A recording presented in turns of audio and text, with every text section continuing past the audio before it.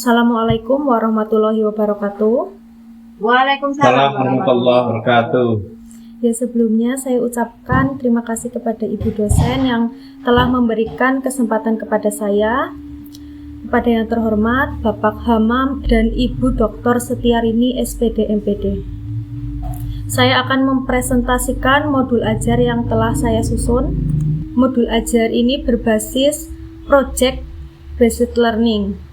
Materi yang saya ambil yaitu mengenal rukun iman untuk fase A kelas 1 dan alokasi waktu 3 kali 35 menit atau satu pertemuan.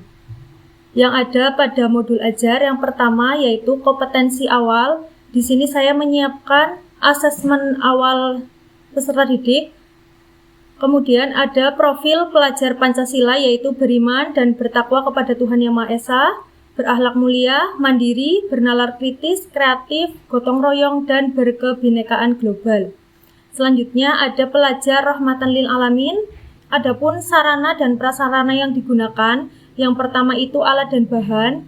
Adapun sumber belajarnya yaitu dari buku penunjang IKM mata pelajaran PAIBP kelas 1. Target peserta didik yaitu peserta didik reguler fase A kelas 1 yang berjumlah 13 siswa. Adapun model pembelajaran yang digunakan yaitu Project Based Learning. Tujuan pembelajarannya, setelah mengikuti proses pembelajaran dengan menggunakan video pembelajaran dan PPT, peserta didik dapat menjelaskan, mengurutkan rukun iman, menganalisis benda-benda ciptaan Allah, dan dapat membuat karya rukun iman secara berkelompok dengan penuh tanggung jawab. Kriteria ketercapaian tujuan pembelajarannya yaitu hasil tes tertulis atau menggunakan Google Form menunjukkan bahwa kemampuannya dalam menjelaskan, menghafalkan, mengurutkan rukun iman, dan membuat karya ulat rukun iman secara berkelompok dengan penuh bertanggung jawab. Kemudian ada pemahaman bermakna, yaitu tentang iman artinya percaya kepada Allah dalam hati, mengucapkan dengan lisan, dan melakukannya dengan perbuatan. Adapun pertanyaan pemantik, seperti siapa yang tahu apa itu rukun iman? Siapa yang tahu berapa jumlah rukun iman dan mengapa penting untuk mempelajari rukun iman? Kemudian bagaimana cara kita menerapkan rukun iman dalam kehidupan sehari-hari?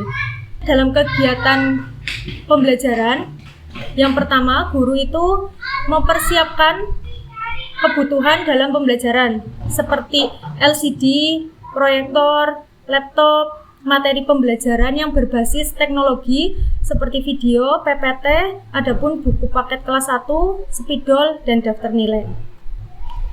Selanjutnya yaitu kegiatan pembelajaran. Kegiatan pembelajaran yang pertama yaitu kegiatan pembuka. Kegiatan pembukaan yang pertama, guru mengondisikan kelas yaitu dengan memberikan salam, mengecek kehadiran, kemudian memberikan motivasi seperti memberikan ice breaking. Kemudian ada apersepsi, yaitu guru mereview pembelajaran sebelumnya. Kemudian guru juga mengajukan pertanyaan terkait pembelajaran yang akan dilakukan. Kemudian yang keempat, yaitu guru menyampaikan tujuan pembelajaran yang akan dibahas. Guru juga menjelaskan bagaimana pentingnya mempelajari rukun iman. Nah, sebelum masuk kegiatan inti, guru memberikan pretest, tes formatif untuk mengetahui kompetensi awal peserta didik tentang materi rukun iman. Untuk kegiatan intinya yaitu menggunakan Project Based Learning. Adapun sintek dari kegiatan Project Based Learning yang pertama yaitu penentu pertanyaan mendasar. Di sini disediakan video pembelajaran untuk menarik perhatian peserta didik. Kemudian yang kedua, mendesain perencanaan proyek, yaitu guru menyediakan LKPD berbasis HOTS untuk mendesain proyek yang akan dikerjakan. Selanjutnya, sintek yang ketiga yaitu menyusun jadwal pembuatan. Sintek yang keempat, memonitor keaktifan perkembangan proyek. Jadi guru memonitor keaktifan dan perkembangan proyek peserta didik yang sedang dikerjakan. Kemudian yang selanjutnya yaitu menguji hasil. Setiap kelompok itu mempresentasikan hasil dari proyek yang telah dibuat. Selanjutnya ada mengevaluasi pengalaman pembelajaran. Nah, di sini guru beserta siswa melakukan refleksi pengalaman setelah mengerjakan proyek. Adapun di sini guru memfasilitasi diskusi yang di dalamnya ada penerapan nilai-nilai moderasi beragama. Setelah evaluasi selesai, dilakukan penilaian sumatif untuk mengukur ketercapaian hasil belajar peserta didik. Untuk kegiatan selanjutnya, yaitu kegiatan penutup, di sini guru memberikan kesimpulan dari hasil diskusi dan merangkum dari materi pembelajaran yang telah dilaksanakan. Kemudian memberikan tindak lanjut tentang pembelajaran apa yang akan datang, dan memberikan penghargaan terhadap kelompok terbaik, kemudian menutup pembelajaran. Adapun kegiatan remedi dan pengayaan, kemudian di modul ajar juga ada glosarium, kemudian ada sumber referensi, adapun lampiran yang pertama yaitu materi, lampiran yang kedua ada media pembelajaran, lampiran yang ketiga ada LKPD, lampiran yang keempat ada alat evaluasi. Ibu, Bapak, mungkin itu saja yang dapat saya presentasikan dari modul ajar saya. Saya berharap masukan dan arahan serta bimbingan dari Bapak dan Ibu penguji sebagai bahan perbaikan modul ajar yang telah saya susun. Baik, pertanyaan yang pertama, kenapa Anda perlu melakukan penelitian tindakan? Yaitu untuk memperbaiki pembelajaran dan untuk meningkatkan kualitas pembelajaran yang telah saya lakukan. Kenapa harus diperbaiki? Ya, karena pada fase A kelas 1 itu pada materi rukun iman KKTP-nya 80% itu rendah, Ibu. Oke. Solusi apa yang Anda tawarkan? Solusi yang saya tawarkan yaitu melakukan kegiatan PTK dengan pendekatan project based learning. Oke, apa yang Anda ketahui dengan project based learning? Project based learning itu pembelajaran berbasis proyek, di mana model pembelajaran tersebut yaitu berpusat pada peserta didik dan anak itu diajak untuk belajar melalui proyek dan kegiatan yang interaktif. Proyek apa yang Anda mempersiapkan untuk dikerjakan oleh peserta didik? Proyek yang akan dikerjakan yaitu pembuatan ulat rukun iman, Ibu. Oke, dalam menyusun modul ajar, apakah Anda juga mempersiapkan segala perangkatnya? Apa saja? Tes formatif dan tes sumatif, LKPD, dan video pembelajaran. Dalam penelitian tindakan kelas, ada beberapa siklus. Jelaskan satu siklus itu terdiri dari apa saja. Dalam penelitian tindakan kelas itu ada 2 siklus, Ibu. Siklus yang pertama yaitu melakukan perencanaan, kemudian tindakan, observasi, dan refleksi.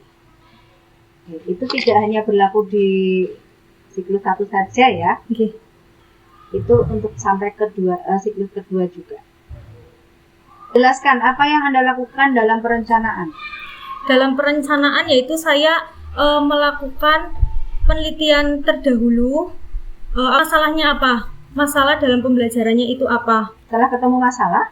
Ya, setelah ketemu masalah kemudian saya mencoba mencari solusi bagaimana cara memperbaiki pembelajaran tersebut.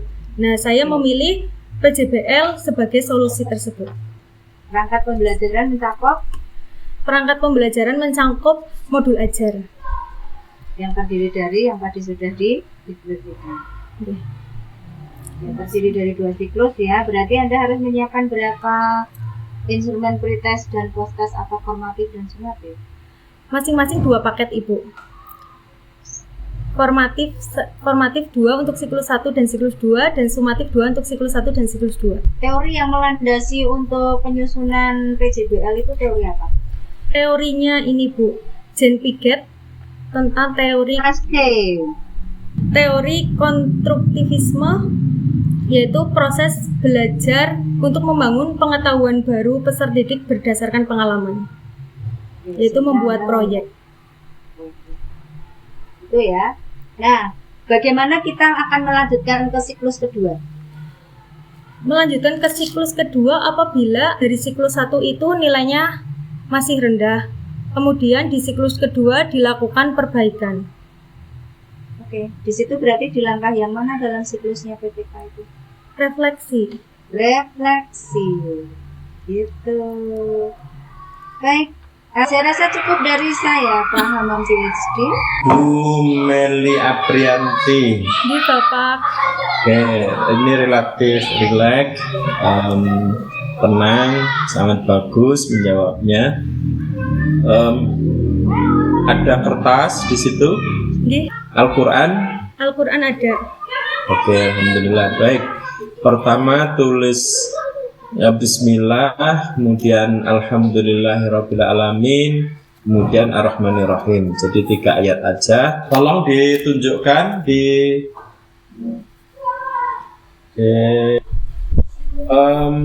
tolong buka surat Luqman ayat 19. A'udzu billahi minasyaitonir rajim. Bismillahirrahmanirrahim. Waqsid fi mashyika wa'dud min sautik. Inna anqaral aswati lasyautul hamir. Huruf qaf dan dal di situ hukum bacaannya apa ya? Qalqalah. Kita lanjut. Sekarang Anissa. A'udzu billahi minasyaitonir rajim. Bismillahirrahmanirrahim. Wal yakhshal ladina law taraku min khalfihim dzurriyyatan fakhafu 'alaihim wal yattaqullaha wal yaqulu qawlan sadida.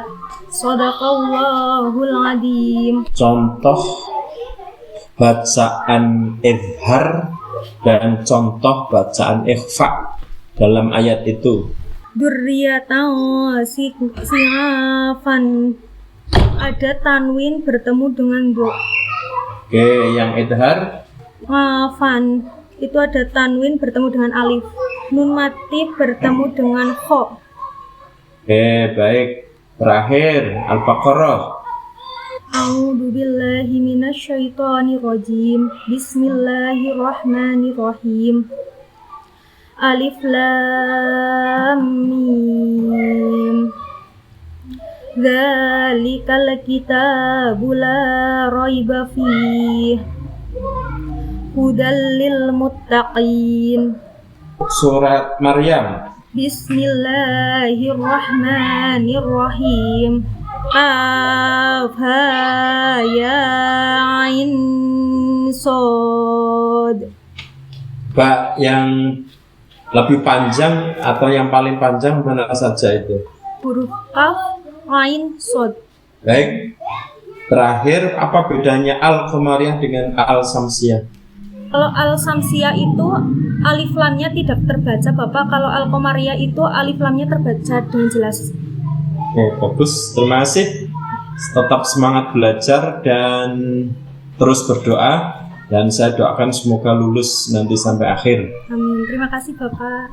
Ya, Mbak Meli telah melakukan ujian dengan sangat efektif dan bagus sekali.